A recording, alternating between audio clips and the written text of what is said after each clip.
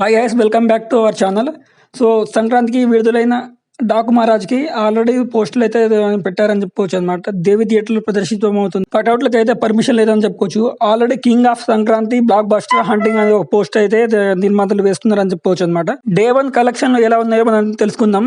So Daaku Maharaj day 1 collection stock Nick ప్రకారం అయితే 22.5 net crores అయితే ఉన్నాయని చెప్పొచ్చు. అదే గ్రాస్లో అయితే మినిమం 30 to 35 ఉండబోతుంది.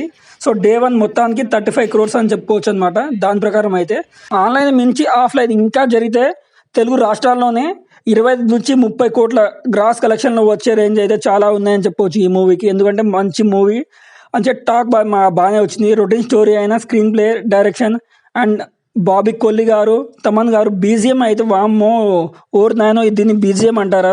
బండోడికి బాలయ్యబాబుని చూస్తే పూనగాలు వస్తుందేమో లేదా మ్యాన్షన్ హౌస్ తాగి కొడతారో తెలియదులే కానీ సో బీజిఎం అయితే ఇరగొట్టేశారని చెప్పవచ్చు.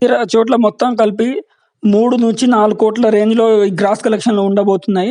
ఇంకా ఓవర్సీస్లో చూసుకుంటే 1 మిలియన్కి పైగా సొంతం చేసుకోవడం ఖాయమని అనుకుంటాం అనమాట. సో అంటే 1 మిలియన్ వస్తుందా లేదా 500,000లోనే గ్రాస్ కలెక్షన్లో ఉండబోతుందా అనేది సో ట్రాక్ చేసిన రికార్డుల ప్రకారం అయితే 1 మిలియన్ గ్రాస్ అయితే వచ్చిందని చెప్పుకోవచ్చు అనమాట. సో మొదటి రోజు ఓవరాల్గా 30 to 35 క్రోర్స్ అయితే గ్రాస్ కలెక్షన్లో ఉండబోతుంది. దీనిపై మీ అభిప్రాయం ఏంటో కామెంట్ చేయండి.